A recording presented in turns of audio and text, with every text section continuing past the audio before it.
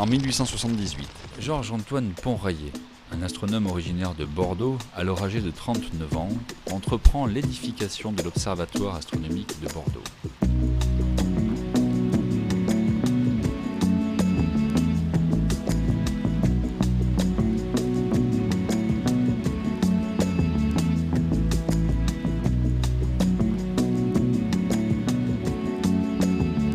Les recherches envisagées grâce à ce nouveau complexe concernent les études d'astronomie, de météorologie et de magnétisme terrestre.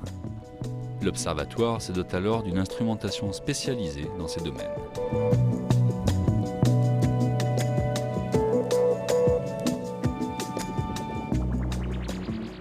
Sur ce domaine, les coupoles abritent 4 lunettes et un télescope de 60 cm.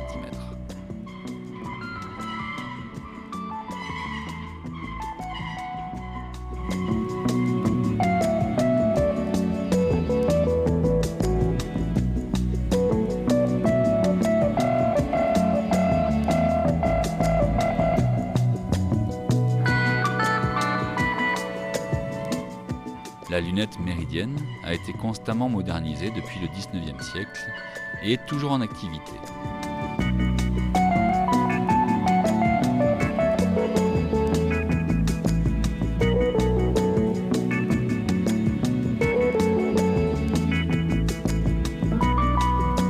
Elle sert notamment à déterminer la position actuelle des étoiles enregistrées à l'observatoire sur des plaques photographiques il y a plus de 100 ans.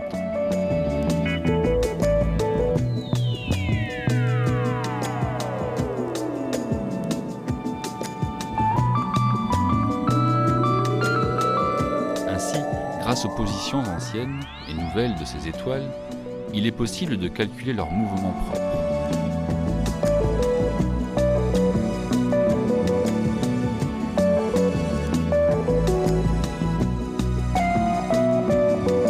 Jusqu'en 1996, date à laquelle la production de plaques de verre photosensibles s'est arrêtée, la Clichothèque s'est enrichie de 4322 plaques photographiques.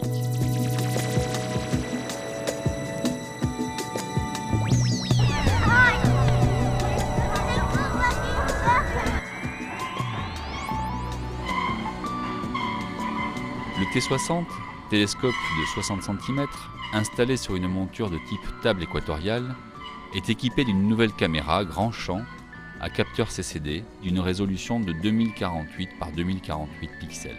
Elle est refroidie par effet Peltier, supportée et guidée sur l'axe Z par une partie interface comprenant une roue porte-filtre et obturateur. Cette caméra a été intégralement réalisée et montée par l'atelier de l'observatoire.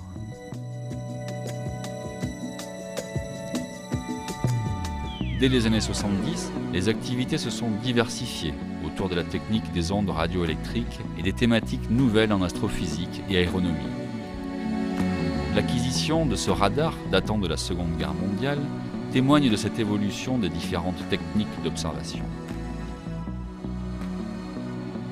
Aujourd'hui, les recherches qui sont menées au laboratoire d'astrophysique de Bordeaux sont variées. Elles vont depuis l'étude des objets qui sont relativement proches de nous, comme par exemple les planètes du système solaire, jusqu'à des objets qui sont très lointains, les quasars par exemple, qui sont situés aux confins de l'univers.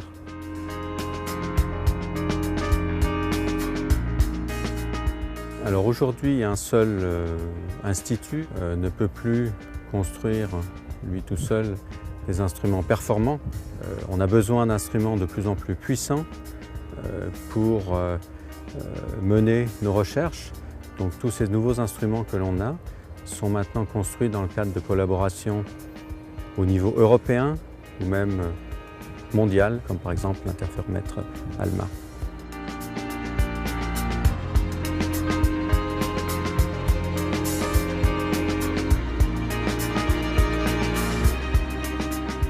En étudiant d'autres planètes, on se trouve à différents stades de leur évolution. Je parle de l'atmosphère de ces planètes. Donc si on arrive à en étudier un certain nombre, eh bien, on va comprendre des choses sur comment la vie a pu apparaître sur notre propre Terre. En modélisant l'évolution de ces atmosphères, eh bien, on va pouvoir voir comment la vie est apparue chez nous et voir peut-être comment elle a pu émerger ailleurs ou comment elle pourrait émerger ailleurs.